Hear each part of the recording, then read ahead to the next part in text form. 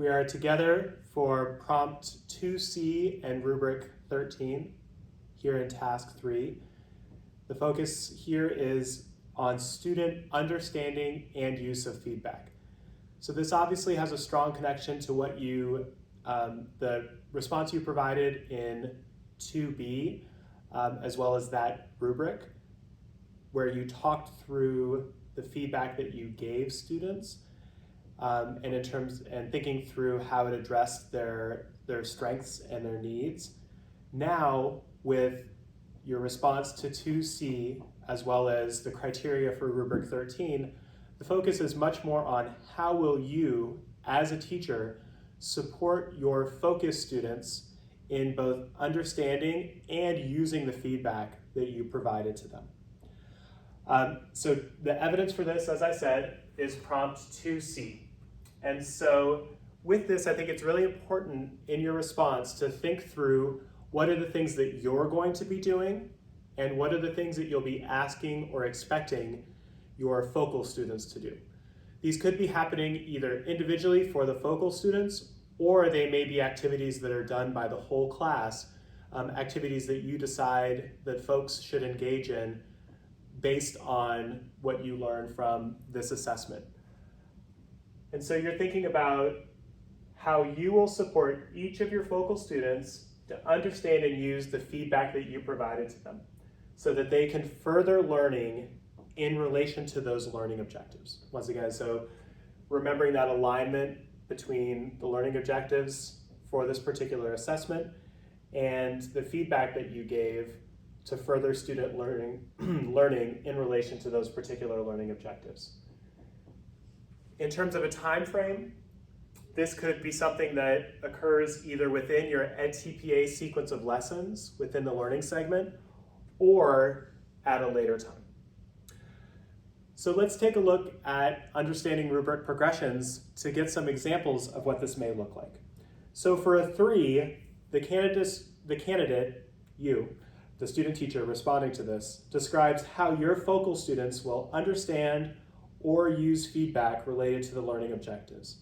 And you'll want to make a strong connection in your response between the understanding and use of feedback and the specific feedback you gave to your focal students. So you could say, for example, in the feedback I gave to focus student 1, comma, and then type in that feedback, I then will do this to help the focal student understand the feedback. And so the examples that they give here, and I'm looking at elementary mathematics as well as elementary literacy, and it's fairly similar for early childhood as well. So these precepts, these examples should be transferable to any of these 3 handbooks. So an example for understanding feedback, candidate reviews work with whole class, focusing on common mistakes that explicitly includes content that one or more focus students were giving feedback on. So with this, you would, if you were using this as an example for how you would respond to this prompt, you would talk through, these are the common mistakes that I would talk with the class about. These are the ones that I would really focus on that related to the feedback I gave to my focal students. And so that's with helping students understand feedback. An example for using feedback, the candidate asks focus students to revise work using feedback given and to resubmit the revised work. So you would talk through your process and how you would do this and the things that you would ask your focus students to really keep their eye on as they did that piece. Examples for early childhood, understanding feedback, candidate goes over new words the focus children have had difficulty reading and how they can be decoded, so the needs. And in terms of strengths, candidate reminds children of specific decoding skills they used when they successfully read a new word. An example for using feedback, the candidate asks focus children to read a new passage that contains the words they missed earlier, or the candidate asks children to read new words using similar decoding skills.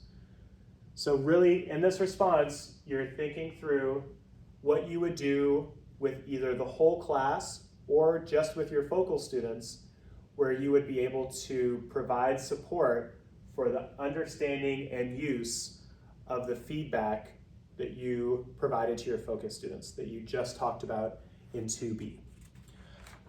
If you're looking to make this move from a 3 to a 4 or 5, take a look in your Understanding Rubric Progressions document for some suggestions for what you might do.